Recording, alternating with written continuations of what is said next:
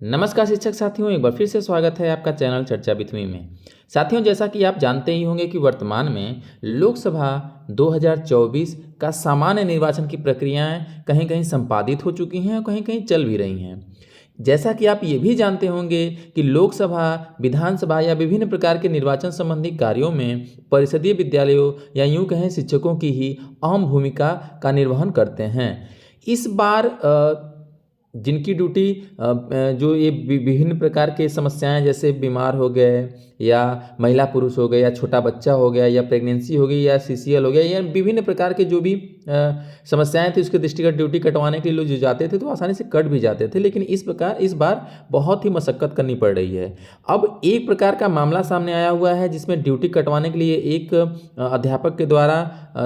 संबंधित अधिकारी के पास जाया गया है और विभिन्न प्रकार की समस्याएं जो अपनी हैं उसको बताया गया है। उसके बाद उस पर जांच बैठा दी गई है। ठीक है, तो इस आदेश को आज हम इस पर चर्चा करेंगे इस वीडियो में, जिससे आप भी जानें और इससे सजग रहें कि किस प्रकार से हमको अपने किसी भी कृत्य से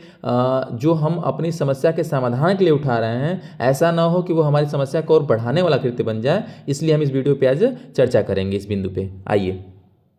अगर आप देख पा रहे होंगे तो ये जो वीडियो है वह प्रतापगढ़ जनपद का वीडियो है। ठीक है, इसमें स्पष्ट रूप से कहा गया है कि जिला मजिस्ट्रेट, जिला निर्वाचन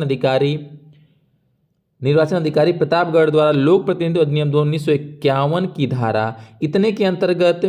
होने वाले लोकसभा सामान्य निर्वाचन 2024 के लिए इस आदेश में हम उस अध्यापक का नाम यहाँ पे हम मिटा दे रहे हैं, जो कि बहुत महत्वपूर्ण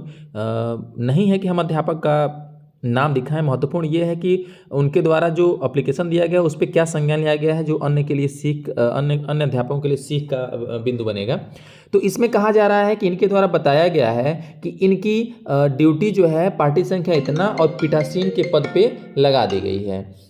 इनके द्वारा बताया गया है कि इनकी ड्यूटी पीठासीन के पद पे लगा दी गई है। उसके परिप्रेक्ष्य में प्रार्थी ने मुख्य विकास अधिकारी प्रतापगढ़ को प्रार्थना पत्र दिया है कि प्रार्थी के पैर और कमर में असहनीय पीड़ा रहती है, रीढ़ की हड्डी में दर्द होता है, झंझनाहट रहती है, उठने बैठने में प्रार्थी काफ़ी पीड़ा से गुजर रहा है,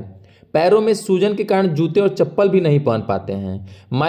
माइग्रेन और बीपी की भी समस्या बनी रहती है, चक्कर आ जाता है। ऐसी स्थिति में प्रार्थी चुनाव ड्यूटी करने में असमर्थ है। ठीक है, खंड शिक्षा अधिकारी विकासखंड सदर जनपद प्रतापगढ़ से जानकारी करने पर ज्ञात हुआ कि श्री, इनका जो भी नाम है, जनपद प्रतापगढ़ प्रत्येक माह बच्चों को शिक्षण कार्य का वेतन शासकीय कोष से प्राप्त कर रहे हैं। यानी कि ये कहा जा रहा है कि संबंधित खंड शिक्षा अधिकारी, यानी जिस ब्लॉक में अध्यापक कार्यरत हैं उनके खंड शिक्षा अधिकारी जब